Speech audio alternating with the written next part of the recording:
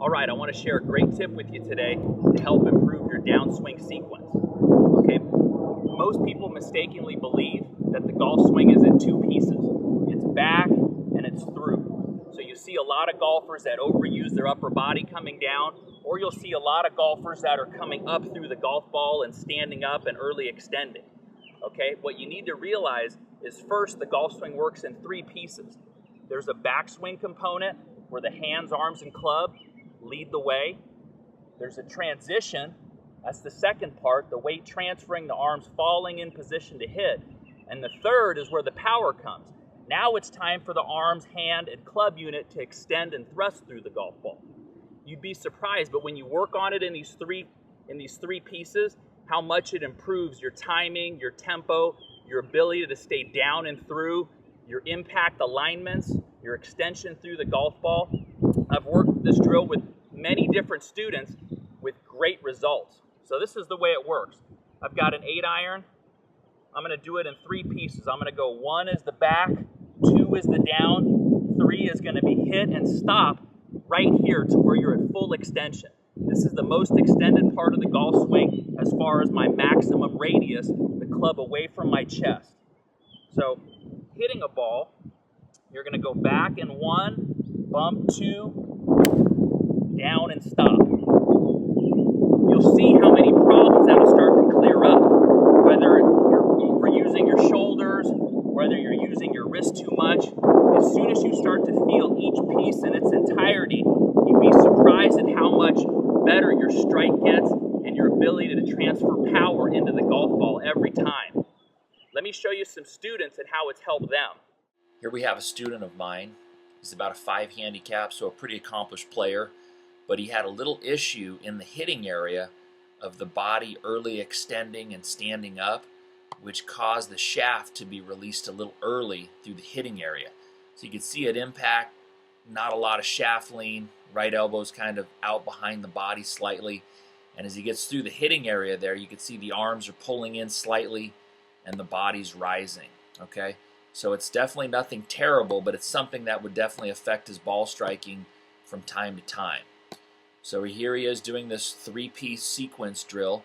1 is the backswing component. Okay, and as the club is going back, he's transitioning and bumping his weight forward. And from here, the arms are dropping and falling. Now the hands and arms start to extend and release. And you can see just by this position alone, you can see a very good impact position. More shaft lean, weight more forward, right elbow more into his torso. And from here, the arms extending and the body staying down and through. There's no rising up, there's no pulling up of the hands and arms like we saw in kind of some of the previous footage there. You can see the arms get a little pinched, body raises.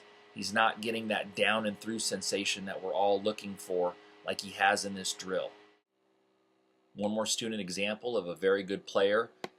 Little bit different issue. You can see this player had a little trouble in the transitioning his weight. You can see his left hip would begin to kind of spin out and back up, and that caused an impact position to where the hands and arms were once again pulling up as he was going through the hitting area. And you can see that same pinched look with the arms. Arms are pulling in, body's rising a little too much through the hit.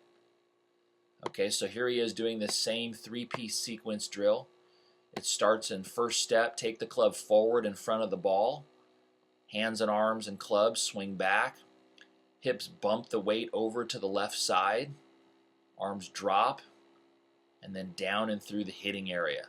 You can see here, he's got his weight to his left side. His hands are leading the shaft, and his arms are going to really extend through the hit, keeping the chest down as he rotates through the golf ball.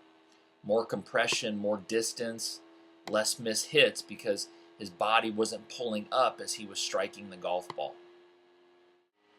Professional example. Here we have Charles Schwartzel, Masters champion and very long hitter pound for pound. You're going to see those same 3 pieces that we were talking about. Club head, hands and arms, initiating the backswing, lower body's nice and steady. And watch here as he nears the top of his backswing, he's going to move his hips closing the gap between that red line before the club even completes the top of backswing position. Hands and arms fall in position to hit.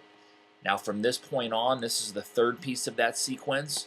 He's going to really give it all he's got with his hands and arms, extending that golf club through the golf ball. And you're going to see here in this position, the club is the farthest point from the chest, but yet his chest and head are very steady as he fully releases and accelerates that club through the hitting area.